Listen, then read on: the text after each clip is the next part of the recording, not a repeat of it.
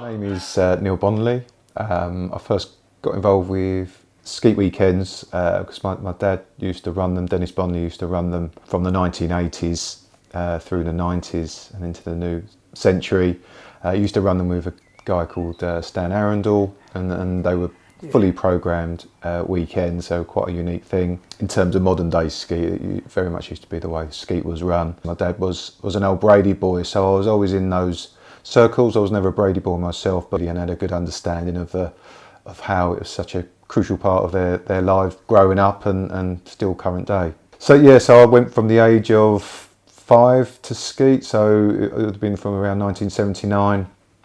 As a young boy, my cousins used to come, and a lot of my dad's family friends used to come, and so it used to be quite an intimidating place when you're a young boy with mixed ages, and you're just thrown into it. So yeah, I used to go throughout the 80s, and then obviously as you go through the years you build up confidence, and then you start inviting friends as well. So as you get older you start inviting friends from school, and that was all the way up through to university really. So my experience at Skeet was very much from a 5-year-old right through into my sort of late teens, early 20s, and then it flipped very much after that, and I became a leader myself. I was a leader at Skeet from about the year of 2007 through to pre-COVID really, so about 2018, 2019 was the last weekend that we ran the Skeet weekends. Skeet is so important for kids in terms of giving them the confidence in big social groups. That's simply just to talk in front of a big group. One of the first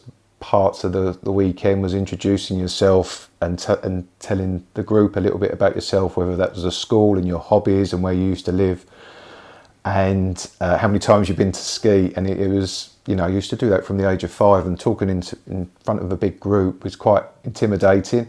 So it gives you that confidence and the social skills to talk to a group. And when I used to run my own weekends, a lot of the parents used to remark how it was literally the first time that their kids would be talking like that in front of a big group and have the confidence. And the whole weekend as well was just geared towards a team, and that camaraderie builds across the weekend. You can sense it as soon as you arrive, especially when you've got a group that have experienced Skeet. They just slip in the routine, and it's very much a Marmite experience, and I would say 90% of the people who go always come back. There was always a 10% who would be like, I'm never coming near this place again. But that camaraderie would build across the weekend, and because you do everything together, but the kids would be doing things that they'd never ever done before. First time they played volleyball, we introduced dodgeball, table tennis. It was probably one of the only times people used to play table tennis. All these things are quite common now, and all the other things like participating in night games and just full-on activities from the time you got up right through to about midnight, 1 o'clock in the morning. The kids would be very much in it all together, participating in the same games. And so I think it was important for kids to feel part of that, and even if they lack confidence in some sport, there was something for everyone. We were very mindful of it. It can't just be a competitive sport weekend, it had to be performing as well. So on the Saturday night, which was another tradition that my dad used to have, it was about a show or doing a magic trick and things like that, and we modernised that. So we used to do things like a karaoke initially, or the kids used to put on a performance, and they'd never, I'd imagine, in their walk of life have to do something like that, have literally find the time across the sort of Friday and Saturday to come together as a group, try and work out what their dance or performance would be, and then perform that in front of the whole crowd. And the things like the karaoke worked brilliantly, and the kids telling jokes, it all worked really, really well. But you always find that line when kids are getting older. I think they're a bit fearless when they're younger, and it was very noticeable through the teen years as they used to develop through the early teens that they suddenly become cool, right? So they don't want to be doing karaoke in front of everyone, and so it dawned on me and my other the leaders I was working with that we had to try and flip it the Saturday night and make the onus on us entertaining them or giving them the platform to entertain them. So we switched it suddenly to games which are very similar to things like the Bush Tucker trial you see in I'm a Celebrity, or cake making, blind cake making and things like that. And the atmosphere was just sort of electric. Yeah, so it just gave the kids to do things that they wouldn't normally do, and it was very important to make the weekend as fully rounded as possible, so it just wasn't a competitive thing. It was all about having fun and building confidence. The tone was set. It's set from the start, and then we would usually give the introductory chat, which was, no, you know, you're allowed your phones in your bedroom, but no technology, no phones. There's no TV to watch. This is just about us as a group, working as a group, and enjoying it as a group. And the key thing, there's lots of key messages. We would always say that if we're saying meet at a certain time, if we're saying 2 o'clock, we would ring a bell. We're meeting in the lounge. If you're late, you're making the whole group late and delaying the whole thing. And it was that discipline, and the reaction was fantastic. You know, one person can keep a group of 70 people waiting and feeling guilty of that, and they wouldn't make that mistake again.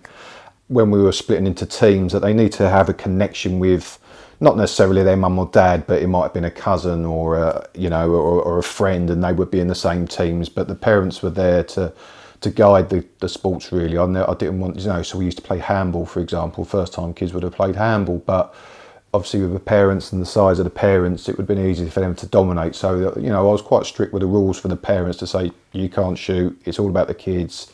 And the kids the adults were fantastic at sort of policing that really. And I think they got over some fear, the kids as well. I mean, some of the night games, we'd be throwing them in in an October damp evening or rainy evening, and to the bottom of this dark field, the parents would be dressed up in Halloween masks, chasing these kids around the field. The kids would have to find the glow sticks around the fields, and I'm just thinking, what walk of life would the kids be doing that at 11 o'clock at night and feeling safe and feeling that they could do it? And I remember there was this one time that we had all the parents dressed up in masks, and they were hiding in the bushes, hiding in the grass fields, and they had spray cans. And so if they captured a kid, they would spray their hair and they'd be prisoner basically, so we'd know that had been caught. And the reaction from the kids was, at first there was fear. Well, you're going to spray me, you're going to spray me. And then by the end of it, they were all coming up to the tennis court, which was the prison, and they all wanted to be sprayed. and that buzz of excitement when you're hearing the kids go back in after the game at that time of night, 11:30 at night, going in talking about, this happened on the field and so jumped out, and it's just an amazing experience seeing the kids grow across the week and having that confidence, building those connections across generations. My dad could capture the imagination of a room and that silence with just a torch over his face. You could sense the fear in the room. All the lights would be off, and we'd obviously try and spring some sort of surprise on the kids.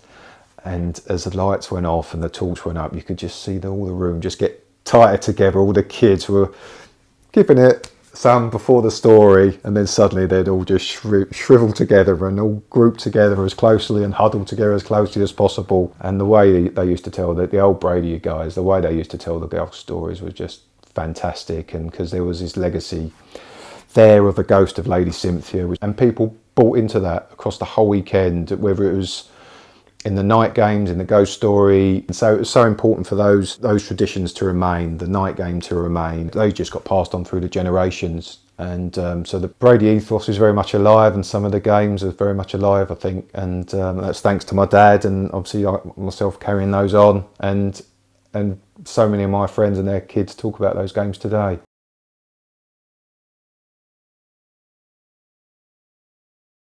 It's really important for the kids to muck in and for there to be consequences for bad behaviour. Mindful of the fact that if they want to make a mess, let them make the mess, because they know the consequences of that. A big no-go for us as well was no technology. And I must say, genuinely, never ever did we find one kid with a phone or an iPad at the dinner table or throughout the weekends when we were together as a group. Like I say, when they were in their rooms and resting, that was fair enough.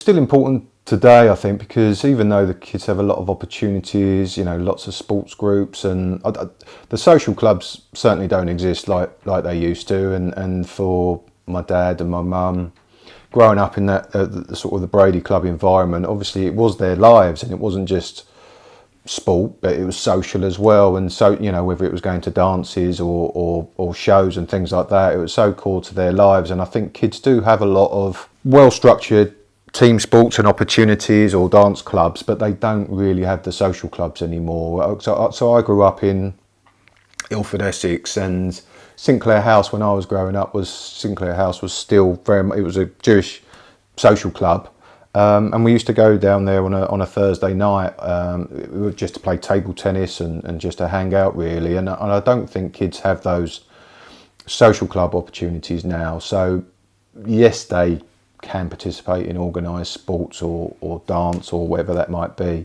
drama, but they don't just get the opportunity, I don't think, to be thrown together as a group of people, to mix with people that they haven't got a necessary commonality with.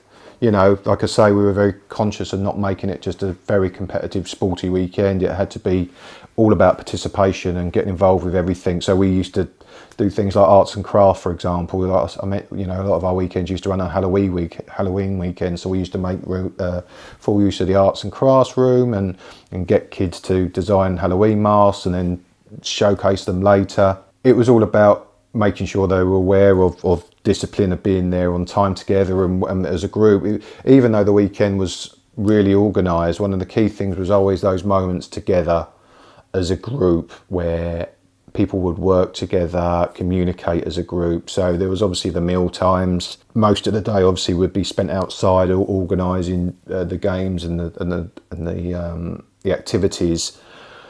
But there were occasions, it's Saturday evening, for example, where you'd all get together and play the traditional Skeet games that I learnt growing up through my father, where there was a scissors game, there was a man in the moon game, which were all observational games. There was memory games. My auntie went to Paris and remembering what everyone around the room had bought, and those sort of little intimate moments where you're all sitting there and connecting, and everyone had to be quiet and listen, whether it was a 5-year-old or an 18-year-old, giving them their moment. Bringing the whole weekend together was really important. So we used to give a certificate to every child. We had to be quite creative sometimes with the reward of those certificates, whether it was the cheekiest skeeter or the best skeeter or the newest skeeter. Find a reason to give a kid a certificate and give them their moment where we would talk about them and how they participated, how they added a little bit of personality to the weekend, and that moment of reflection of the weekend about what we did across the weekend, and then coming up, receiving their certificate and their little proud faces.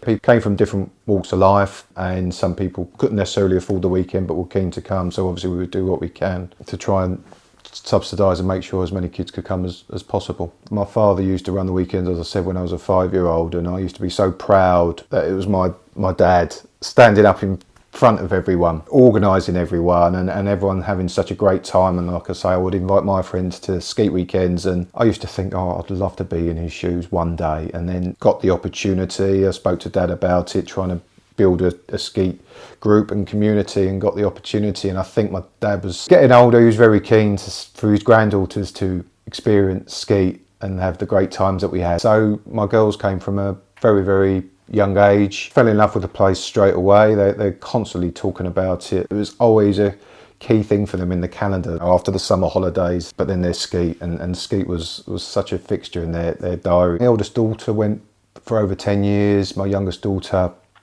for about 7 years.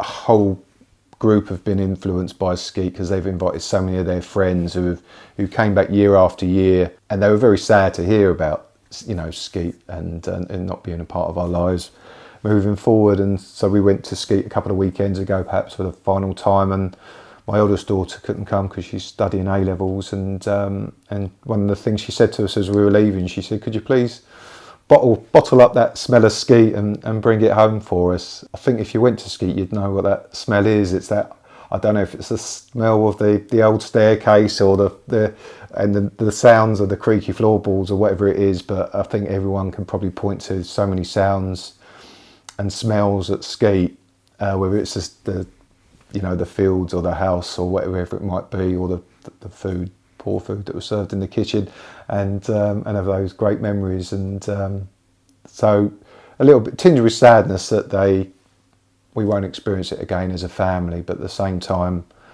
just so happy I shared that with them, and my dad shared that with them, and my uncle shared that with them, and you know, it's just, and my cousins, so it's been great. I feel very blessed by that. It's such a simple weekend, really, and yet it was so important in impacting kids in so many ways, and I feel it's such a great loss for generations to come, because much like I took on the mantra and ran weekends, it would have been lovely that one day my kids could have had that, I'm sure, that same appetite to take their kids to Skeet and pass on those traditions. And those traditions now are literally just cut off like that. To understand that you just need to be there as a group together to have a fantastic time, rather than just rely on games and technology and other things. You just need each other to make it work. And it's such a, yeah, it's so sad that that's going to come to an end.